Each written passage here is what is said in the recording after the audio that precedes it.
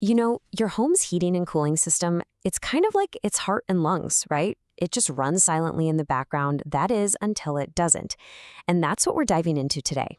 A real world guide for homeowners trying to figure out the complex and, let's be honest, often super stressful world of home climate control. We're going to uncover why these systems fail, what you should do when they do, and how to make those smart decisions that'll save you money and, keep you comfortable. I mean, picture this. It's the absolute coldest night of the year and just silence. Your heat just died. It's a scenario every single homeowner dreads, that sudden, chilling quiet when the furnace should be humming. It's way more than an inconvenience, right? It's a full-blown crisis. But what if I told you that having just a little bit of knowledge could turn that panic into a solid plan? Let's figure out how. Okay, so let's get into it. Why do these systems always seem to fail at the worst possible moments? Well, a lot of the time it's because they're basically fighting a constant battle against their environment. This creates what you might call a perfect storm for a breakdown. Let's take a look at what that storm actually looks like. So to really understand this, we're going to use Hagerstown, Maryland as a kind of case study. Now, you might be asking, why Hagerstown? Well, its unique geography, tucked away in the Cumberland Valley, creates this really extreme and challenging environment that puts HVAC equipment through the ringer. What happens there can pretty much happen anywhere, just maybe on a slightly less intense scale. So let's break down what this data actually means for your house. In the summer, you've got humidity just soaring past 70%. That forces your AC to work overtime, not just to cool the air, but to literally wring all that sticky moisture out. Then, in the winter, temps can just plummet below 20 degrees, pushing your furnace to its absolute limit. Throw in some wild temperature swings in spring and fall, plus a valley that just traps moisture, and you've got a perfect recipe for constant system stress. This is especially true in older homes with outdated systems. All right, so all that intense stress, it leads to some pretty predictable failures. Let's decode the most common problems you're likely to run into and really get to the why behind them. Okay, have you ever seen this? It's the hottest day of the year, you go outside, and your AC unit is just a solid block of ice. It makes no sense, right? It's totally counterintuitive, but this is an incredibly common sign that there's a serious problem lurking inside. So what's happening here is called an AC freeze-up. It's when the moisture that normally condenses on the indoor coils freezes solid, completely blocking airflow.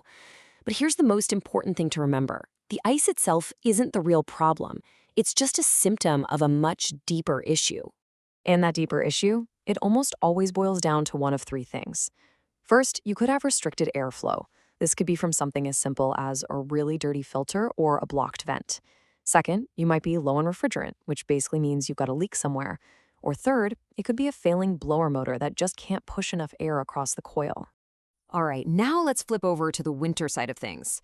You hear that sound, that click, click, click from the furnace? You know, the sound of it trying to start, but you never get that whoosh of ignition, and the air just stays cold. So what is going on? Once again, it usually comes down to just a few key parts. The electronic igniter itself might have just plain worn out, or you could have a dirty flame sensor that can't actually see the flame, so it shuts the gas off as a safety measure. And finally, it could be a problem with the gas valve not opening up like it's supposed to. Okay, so we know things break. That's a given. But the actual repair process shouldn't be another source of stress for you. In fact, a true professional follows a really clear, predictable playbook to solve the problem. And just knowing what that playbook is can give you a ton of peace of mind.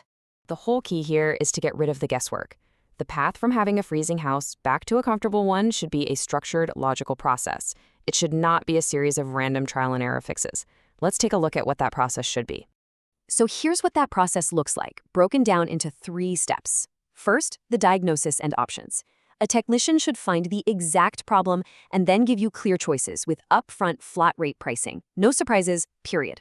Second, once you give the okay, they should be able to do the repair right then and there, using parts they have on their truck. And finally, the follow-up. They should explain what caused the failure in the first place and give you a plan to help prevent it from happening again. That puts you back in control. But sometimes that diagnosis leads to the biggest and, most expensive decision a homeowner has to make. Do you sink more money into repairing an aging system, or is it finally time to replace it?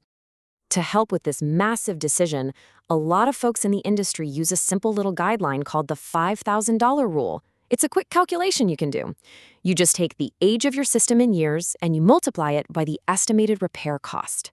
If that number comes out to be more than $5,000, well, replacement is probably the smarter financial move. Let me show you how it works. Okay, let's look at a really quick example. Let's say your system is 15 years old and it needs a $400 repair. You just multiply 15 by 400, and what do you get? $6,000. Since that number is well over that $5,000 threshold, the rules suggest you're way better off putting that repair money towards a new, reliable, and much more efficient system. So, what are the real trade-offs here?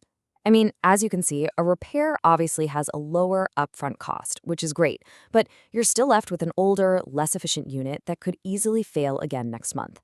A replacement, on the other hand, costs more now, but you're really investing in long-term reliability, better energy efficiency that's going to lower your bills, and, of course, the peace of mind that comes with a brand new warranty.